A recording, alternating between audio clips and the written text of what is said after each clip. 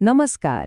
शिक्षक बन्ने सपना बोकेका सबैका लागि आज हामी शिक्षक सेवा आयोग अर्थात् टीएससी को परीक्षा कसरी पास गर्न सकिन्छ भन्ने बारेमा गहिरिएर विश्लेषण गर्नेछौं।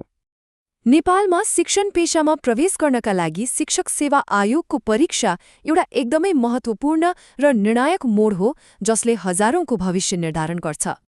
यस्तो उच्च प्रतिस्पर्धा हुने परीक्षा पार गर्न के कस्ता रणनीति अपनाउन सकिएला त? आउनुहोस् यसको लागि एउटा स्पष्ट मार्गचित्र तयार पारौं। कुनै पनि परीक्षाको तयारी गर्नुअघि त्यसको संरचना बुझ्नु भनेको आधा तयारी गर्नु जस्तै हो। त्यसैले सबैभन्दा पहिले यसको बनावट कस्तो छ त्यो हेरौं। शिक्षक सेवा आयोग अर्थात् टीएससीले नै शिक्षामा उच्च मापदण्ड कायम राख्न यो पूरै प्रक्रियाको निगरानी गर्छ। हेर्नुहोस्, यो परीक्षा दुई फरक पत्रहरूमा बाँडिएको छ र रमाइलो कुरा के छ भने दोस्रो पत्रमा बस्नका लागि पहिलो पत्र पास गर्नै पर्छ। यी दुई पत्रहरूले एकदमै फरक फरक सिपहरू जाँच्छन्। एउटाले फराकिलो सामान्य ज्ञानको परीक्षण गर्छ भने अर्कोले चाहिँ आफ्नो विषयमा कति गहिरो ज्ञान छ भन्ने कुराको परीक्षण गर्छ। अब पत्र एक नै प्रवेशद्वार भएकोले यसलाई अलि राम्ररी केलाएर हेरौं न त। अब यो स्लाइडमा देखाइएको अङ्कहरूमा ध्यान दिउँ त। 100 पूर्णाङ्क, 50 पास मार्क्स, तर 50 वटा प्रश्न, त्यो पनि जम्माजम्मी 1 घण्टामा।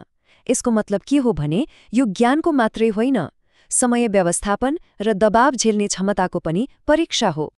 पाठ्यक्रम 5 मुख्य खण्डहरूमा बाँडिएको छ र हेर्नुस् त सबैभन्दा ठूलो हिस्सा 40% त सामान्य ज्ञानले नै लिएको छ।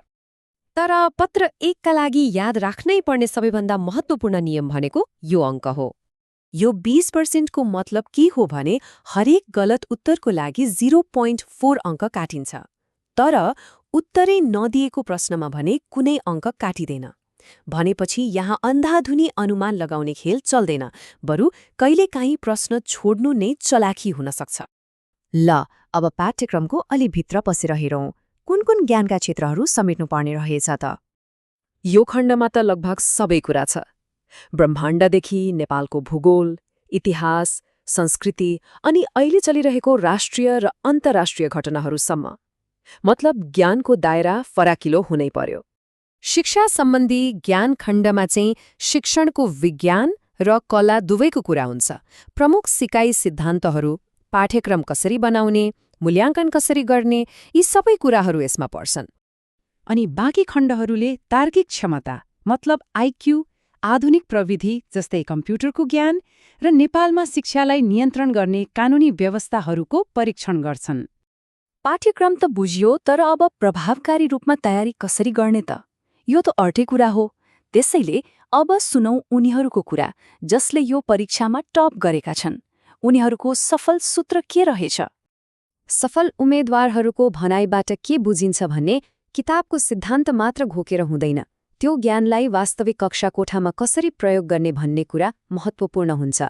प्र्याक्टिकल नलेज इज की।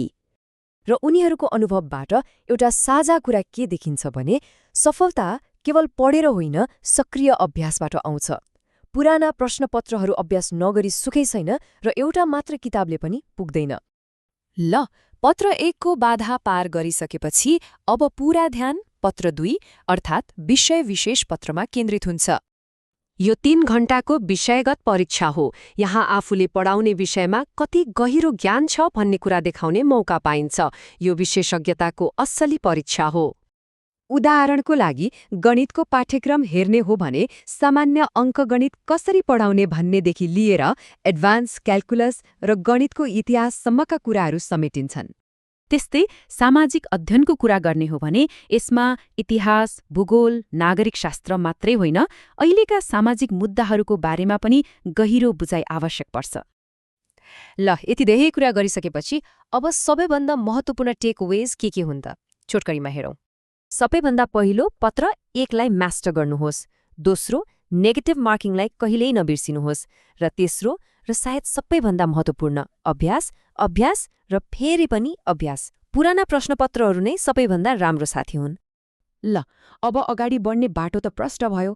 नेपालमा शिक्षक बन्ने यो यात्रा पहिलो पाइलाबाट सुरु हुन्छ। अब प्रश्न यो छ, पहिलो अध्ययन लक्ष्य के हुनेछ?